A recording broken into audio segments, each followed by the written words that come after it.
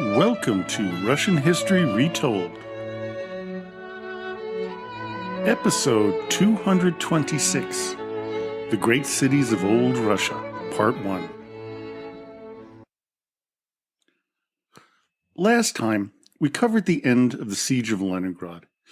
Today, our journey takes us back in time to Old Russia. Well, not exactly. As this time period we will be moving into, there was no Russia. It was the land of the Rus, but it was mostly principalities and cities that were at war with each other at one time or another. We will begin with the presumptive capital of the land of the Rus, Kiev. From there we will travel to Novgorod, Pskov, Smolensk, Ryazan, Vladimir, Suzdal, and Tver. Then, next episode, we'll cover Chernihiv, Rostov, Halich, Kolomna, Turov, Pereyaslav, Polotsk, Uglich, and finally Moscow. Located on the hilly shores of the Dnieper River, Kiev has a long and rich history. They celebrate its founding as the year 482, but humans have lived there for over 25,000 years. The city itself likely existed for around 2,000 years. Before we get into its history, I want to situate you into the city's location and the importance of the Dnieper River. As the fourth largest river in Europe, it begins in the north near the city of Smolensk and travels down to the Black Sea, some 1,400 miles or 2,200 kilometers away. It was an important trading river, bringing raw materials such as fur, wax, honey, and slaves to the markets in Constantinople and other trading posts in the Byzantine Empire. Legend has it that the city was founded by three brothers, Ki, Shchek, and Koryev. They were members of the Polsinian tribe, an East Slavic people who inhabited the lands surrounding Kiev between the 6th and 9th centuries. One of the more interesting and likely false legends surrounding the city is that Saint Andrew, a disciple of Jesus, visited the region, predicting the eventual construction of a great city by the banks of the Dnieper River. The majority of the early peoples who lived in the region were agriculturalists, with a minority being traders. The elite members of their society were more interested in trade as it was much more lucrative. This would create a wealthy class of Kiev citizens, creating a feudal system of princes and rulers. Before the rule of Vladimir the Great, the monetary system consisted of furs used to pay for things. When Vladimir became the Veliki Knyaz, he began minting coins to replace the furs. Because of the ever-expanding trade routes, Kiev would be inundated with foreign currencies, making it one of the wealthiest cities in Europe. This made the town the most powerful in the land of the Rus, which is why this period is known as Kievan Rus. Kiev would continue to grow and become more and more powerful until the early part of the 12th century. After that, its decline was rapid and brutal. In 1169, the Grand Prince of Vladimir Suzdal, Andrei Bogolyubsky, and his army invaded Kiev and devastated the town. This would thrust Vladimir into the first position in the land of the Rus.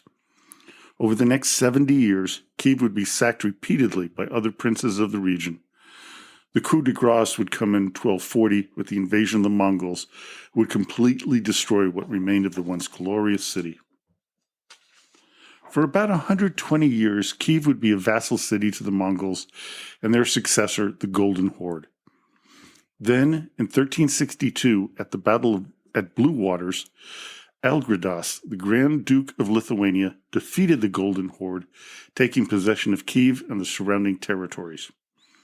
After that, the city began to rebuild itself under Lithuanian control until 1482, when it was destroyed by the armies led by Crimean Khan Menli I Girai.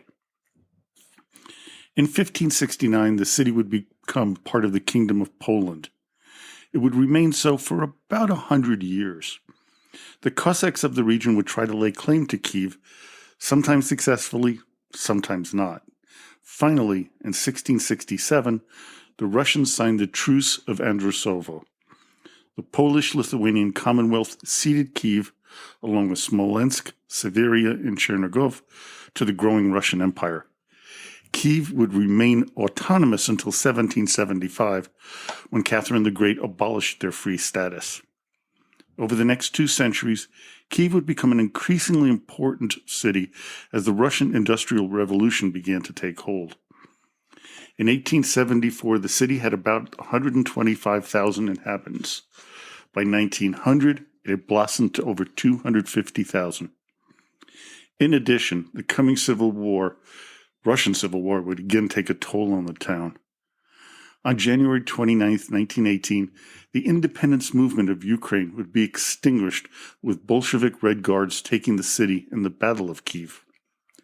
The town would suffer greatly under the Bolsheviks, with the worst coming during the period of Stalinization, which created the genocidal period known as the Holodomor.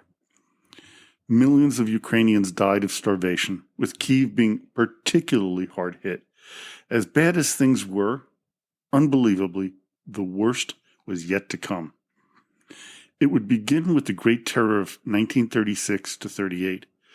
Tens of thousands of residents of Kiev were arrested, many executed, and many sent to the gulags.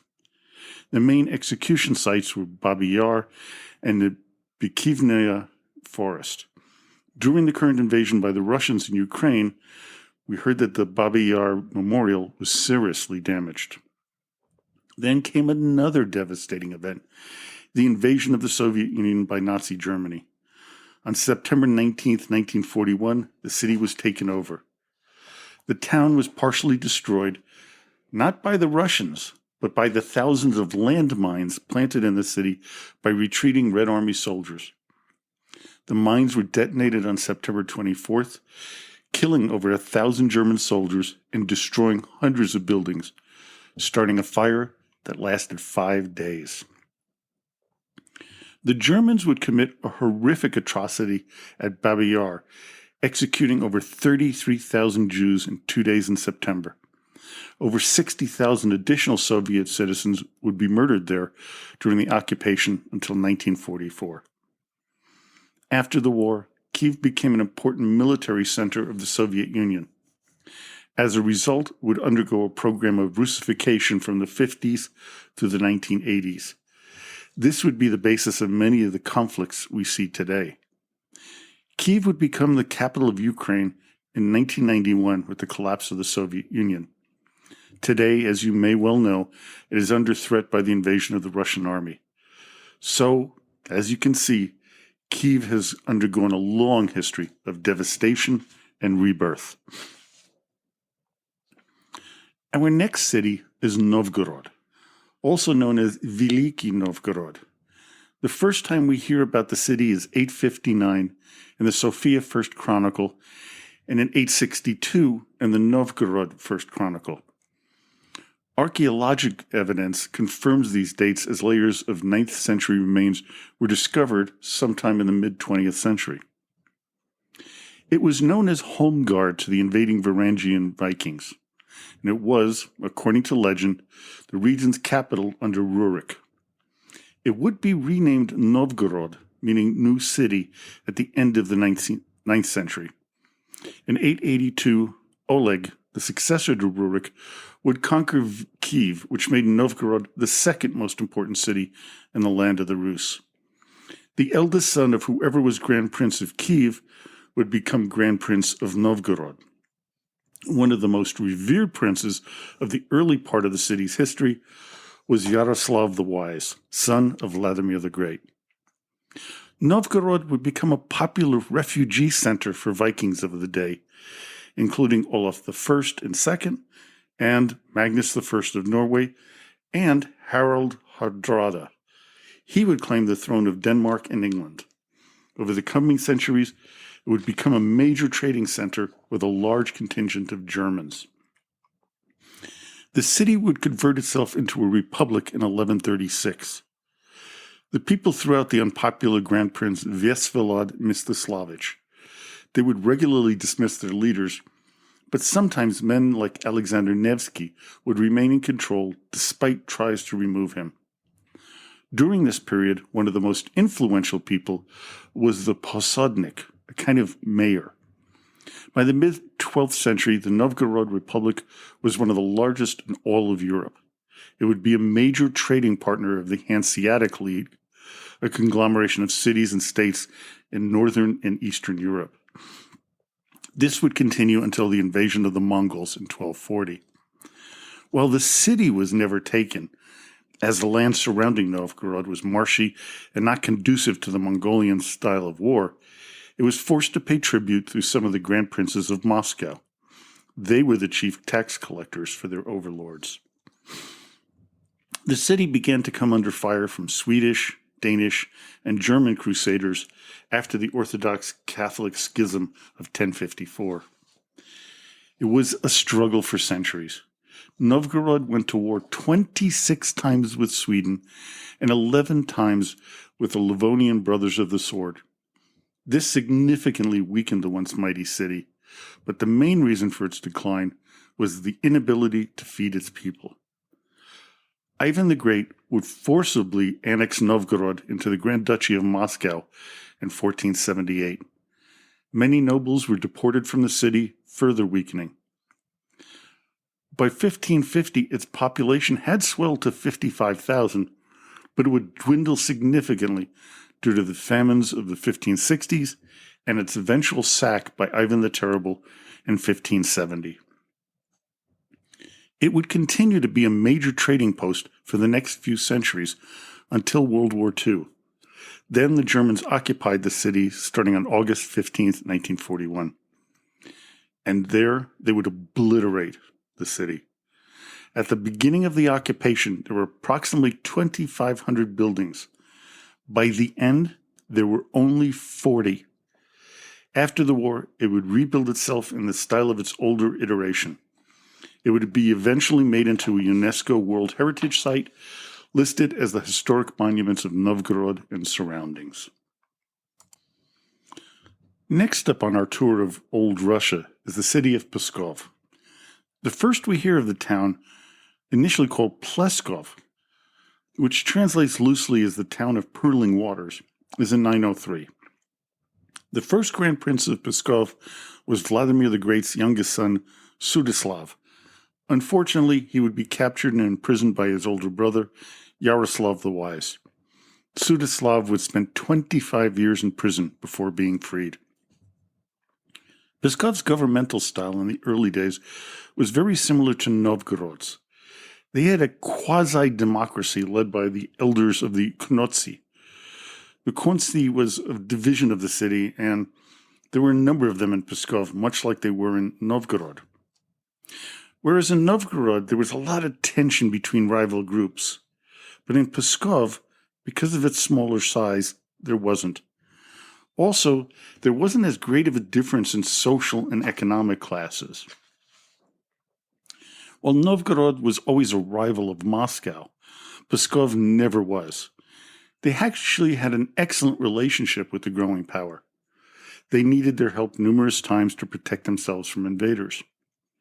Pskov would eventually be absorbed into the Muscovite state in 1511.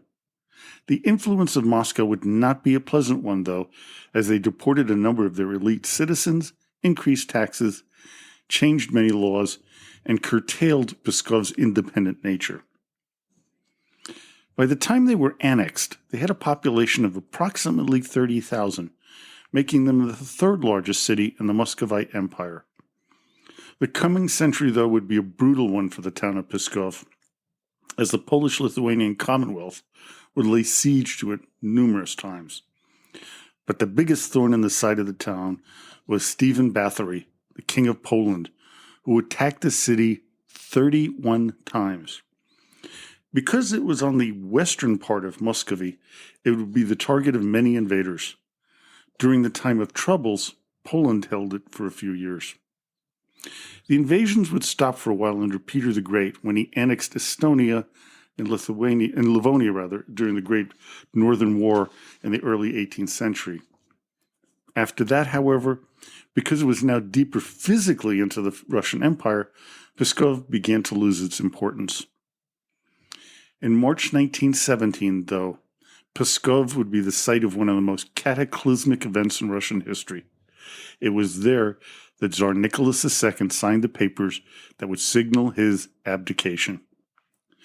After the Bolsheviks took over the government and signed the Treaty of Brest-Litovsk, the Imperial German Army invaded and took the city.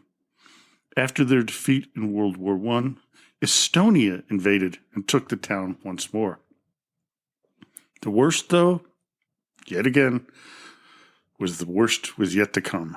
When Nazi Germany invaded and took Pskov from July 9th, 1941 until July 23rd, 1944, a large portion of its population died.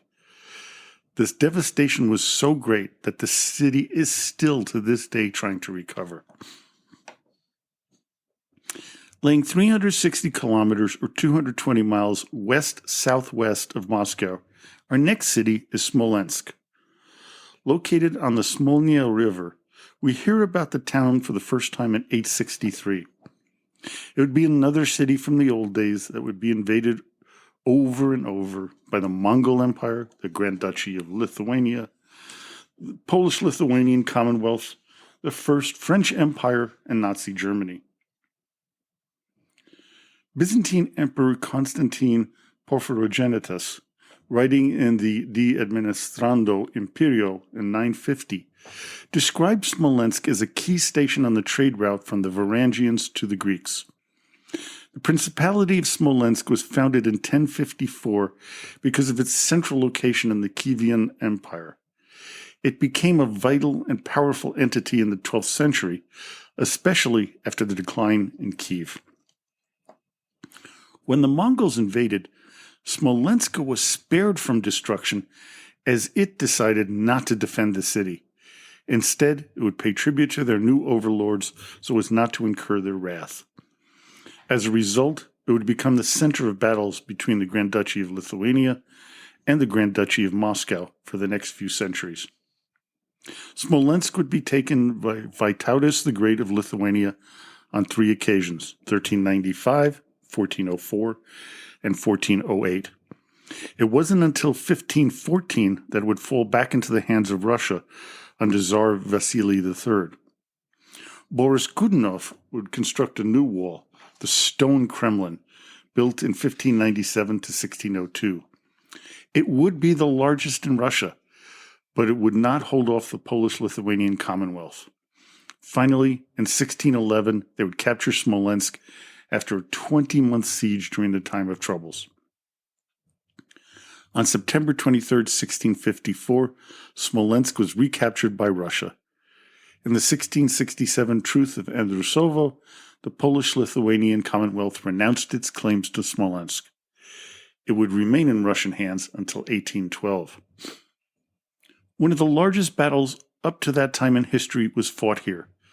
The Battle of Smolensk was the first major battle of the French invasion of Russia.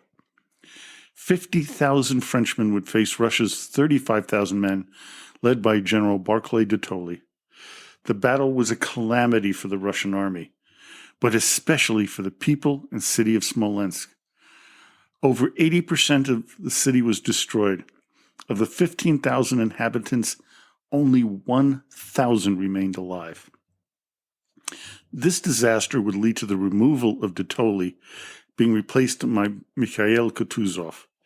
He knew that there had to be another confrontation with the French army, but this time he would pick the place and the time. That led to the Battle of Borodino. Now, you can read about the Battle of Smolensk in Leo Tolstoy's War and Peace in Book 3, Part 2, Chapter 4.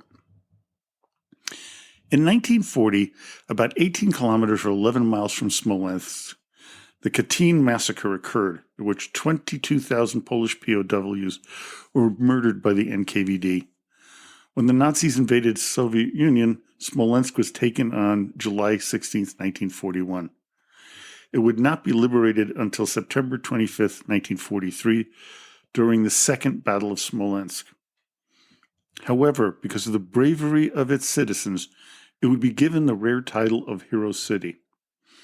In 2013, Smolensk widely celebrated its 1150th anniversary. Our fifth city of Old Russia to talk about is Ryazan. The town is approximately 196 kilometers or 122 miles southeast of Moscow. The original city, now known as Staraya or Old Ryazan, was situated 50 kilometers or 30 miles east of the present-day city. Initially inhabited by Slavic tribes in the 6th century, it has been suggested that Ryazan itself was founded in the year 800. However, our first knowledge of the city begins in the year 1095, using the name of Pereyaslavl. After that, it would change its name to Ryazan and start to grow in size. Unfortunately for the city's people, it would come under attack numerous times from other city-states in the land of the Rus, and in particular, Vladimir Suzdal, who we will talk about shortly. The worst was yet to come, though, with the invasion of the Mongols in 1237. Ryazan would be the first city to face the wrath of the invaders.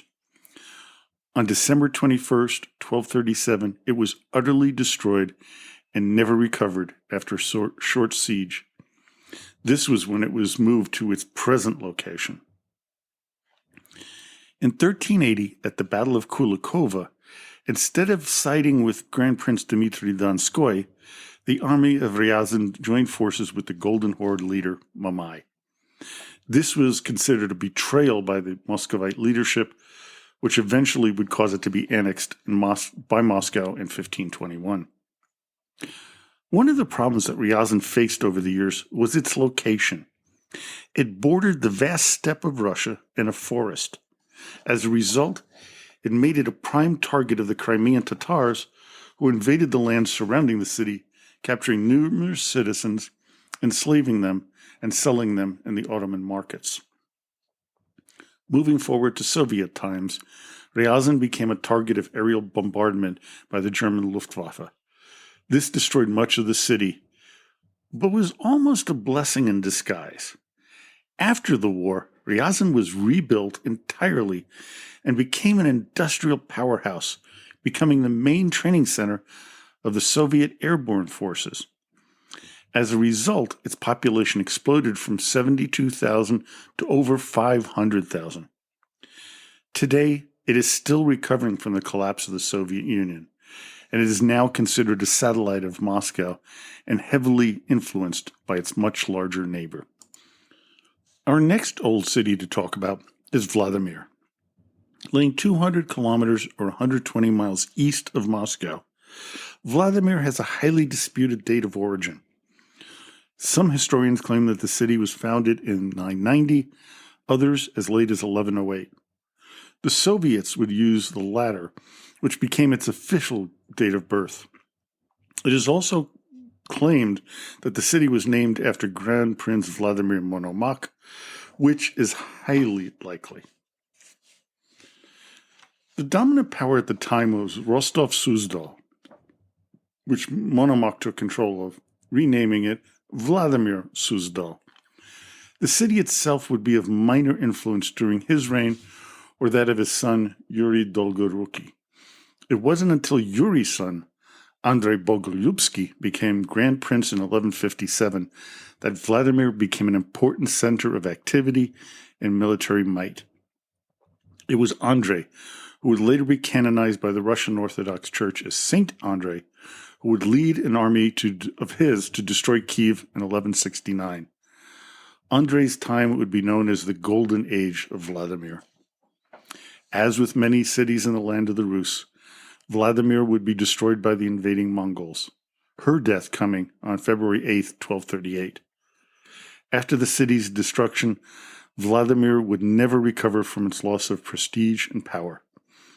That, of course, would shift west towards Moscow. Over the coming centuries, Vladimir would remain a moderately sized city, with the latest census counting about 345,000 inhabitants. Suzdal is our next stop on our tour of old Russian cities. It lay a few miles north of Vladimir and was founded sometime between 999 and 1024. It became the center of the Vladimir Suzdal Principality by decree of Yuri Dolgoruki in 1125. Suzdal would do better than most of the cities invaded by the Mongols, as it would become an important trading center. The town would eventually merge with Nizhny Novgorod until they were both annexed by Moscow in 1392. This would dissolve its importance in trade, but it would change its focus, becoming a religious center due to the patronage of Vasily III and Ivan the Terrible in the 16th century. The ratio of churches to families was 1 to 10, so there were 10 families per church. The town survived, though, coming through the centuries until 1864, when it failed to convince authorities to build the Trans-Siberian Railroad through its center. That privilege went to Vladimir, which stifled all growth and modernization. People left the city as it could no longer support a growing population. Today, it is a mere shell of its former glory, with only 10,000 inhabitants. Many of its streets remain unpaved, giving it a very rustic look despite the impressive medieval churches in the area. Our last city we'll visit today is Tver. Located at the confluence of the Volga and Tversta rivers, it is generally believed to be founded in 1135. It's about 180 kilometers or 110 miles northwest of Moscow. Its name is of Finnish origin, Tihevera. Initially, a small town of little significance, it would transform itself from a thickly forested region to a powerhouse, rivaling its other new city, Moscow. Because of its location, it was protected from the numerous raids by the Mongols, causing many from the south to move here for safety reasons. Mikhail Yaroslavich would become Grand Prince of Tver and Vladimir in 1285, putting him in direct conflict with Moscow and the Golden Horde.